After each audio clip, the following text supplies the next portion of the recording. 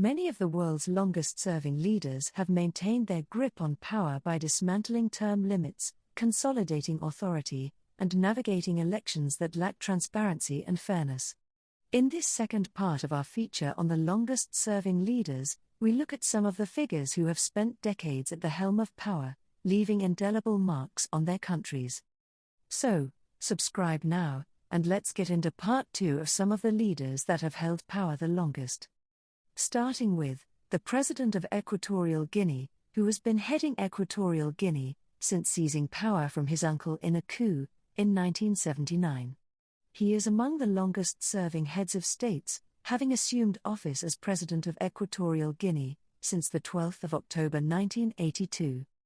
There is also the second Supreme Leader of Iran. He previously served as the third President of Iran, from 1981 to 1989. His rule has made him the longest-serving head of state in the Middle East, as well as the second longest-serving Iranian leader of the last century. Another long-serving leader is the President of the Republic of Congo, who has served in that role on a number of separate occasions. His first term lasted from 1979 until 1992. He then returned to power in 1997. The 2015 constitutional changes, via a referendum, has allowed him to extend his presidency further. This new constitutional amendment has enabled him to stand for another term.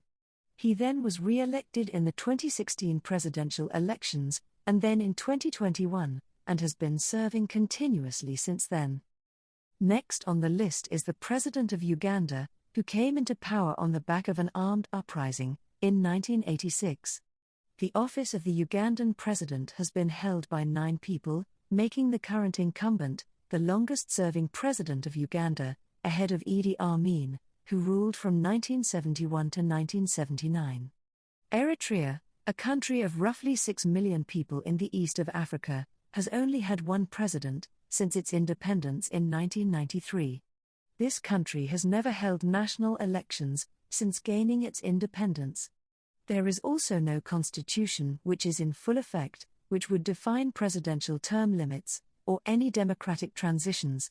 Another long-serving leader is the President of Tajikistan, who was elected in power on the 6th of November 1994, following a nationwide election.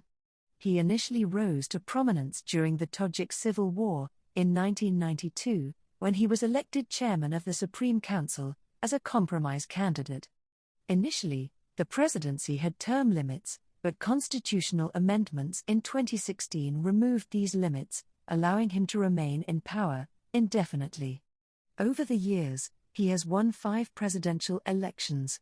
Next up is Alexander Lukashenko, who has been the first and only president of Belarus since the office of the president was first established in 1994.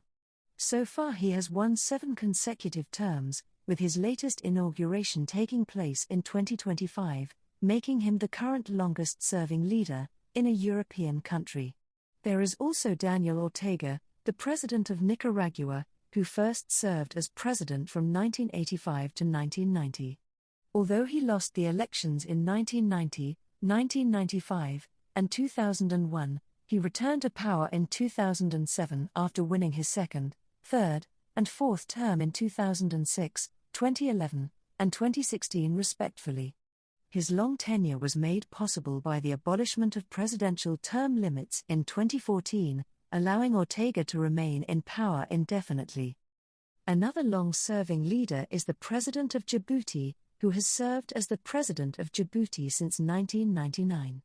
He was first elected as president in 1999, as the hand-picked successor to his uncle, and went on to serve 5 terms. He was re-elected in 2005, 2011, 2016, and 2021. Paul Kagame, the president of Rwanda, is also one of the longest-serving leaders in Africa, having served 4 terms. He first took office in April 2000, and has remained in power since then. A 2015 constitutional referendum allowed him to run for a third 7-year term, followed by 2 additional 5-year terms. His 4th term began in August 2024. Last on our additional list of long-serving leaders is Vladimir Putin, who has served 5 terms as President of Russia. His presidency began in 2000, and he served 2 consecutive 4-year terms until 2008. After a term as Prime Minister, he returned as President in 2012, and has remained in power since. A constitutional amendment in 2020 reset his previous terms, allowing him to run again in 2024. As discussed in the video, some of these leaders have held onto power for decades, often redefining governance and reshaping nations in their own image. While some argue that long-term leadership brings stability and continuity, others warn that the removal of term limits can lead to unchecked authority, a weakened democracy, and suppression of the opposition. The debate over term limits isn't just about politics.